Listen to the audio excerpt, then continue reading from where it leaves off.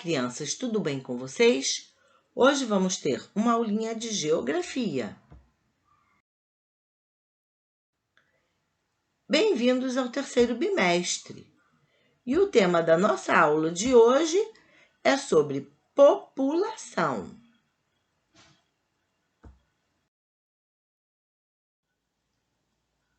Chama-se população o conjunto de habitantes de um lugar. Por exemplo, todos os habitantes de um município compõem a população dele. A população de um lugar nunca é fixa, já que, com o passar do tempo, ela pode aumentar ou diminuir. Isso depende do número de pessoas que nascem e morrem, além das que chegam de outro lugar ou se mudam.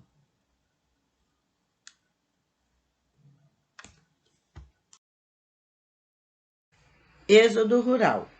Em muitos países como o Brasil, a população que vive na zona urbana de um município normalmente é maior do que a que vive no campo. Uma das explicações para isso é o êxodo rural, nome dado ao movimento de pessoas que moram no campo e se mudam para a cidade, em geral, em busca de melhores condições de vida.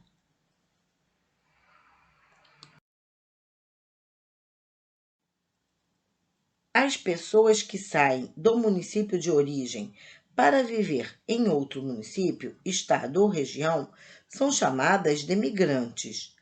As que saem de seu país são chamadas de emigrantes. Ao chegar ao novo país, elas passam a ser chamadas de imigrantes.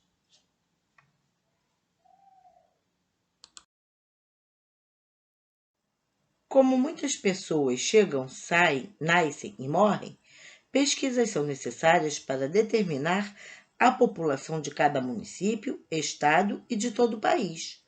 Com esse objetivo, o governo brasileiro, por meio do Instituto Brasileiro de Geografia e Estatística, faz censos demográficos periodicamente. Segundo o último censo de 2010, há no Brasil cerca de 200 milhões de habitantes.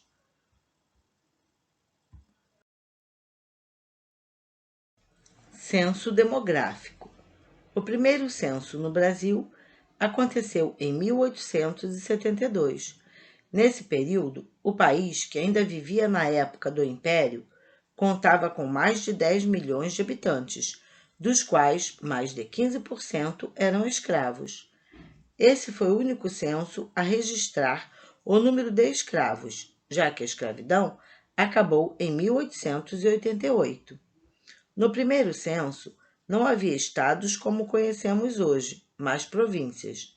Naquela época, o Brasil contava com 642 municípios, divididos em 1.440 paróquias. Os estados só passaram a existir depois da proclamação da República. O último censo do país ocorreu em 2010.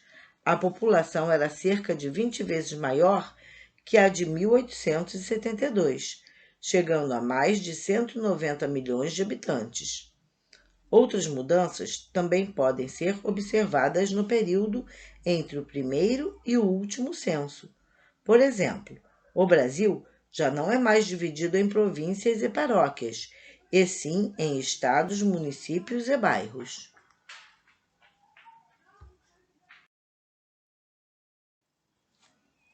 Não foi apenas o modo de divisão do território e o número de habitantes que mudaram de 1872 até hoje no país. A quantidade de idosos, crianças e adultos também sofreu grandes alterações.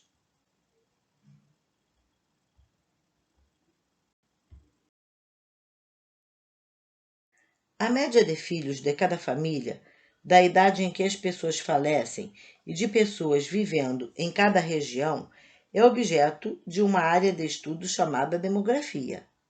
A demografia estuda as mais variadas características da população, fornecendo informações que nos ajudam a compreender como uma população se desenvolve e como estará no futuro. Com essas informações, o governo pode desenvolver medidas para lidar com possíveis mudanças, como um grande aumento populacional. Observe nos mapas abaixo o aumento da população entre 1960 e 2010.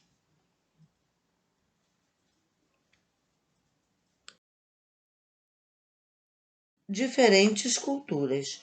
A população de um local é constituída por pessoas de diferentes origens. Em alguns locais, as populações oriundas da imigração mantêm seus costumes e tradições.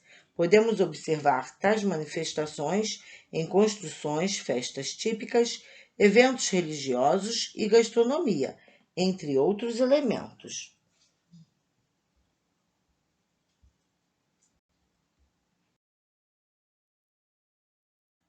As imigrações não foram feitas por pessoas dos mesmos povos em todos os locais do país.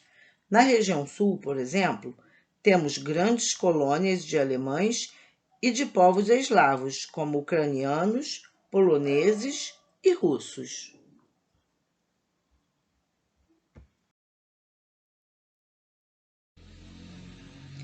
Nas regiões norte e centro-oeste, predominam imigrantes portugueses. No nordeste, além dos portugueses e africanos, podemos notar a influência de imigrantes holandeses e franceses.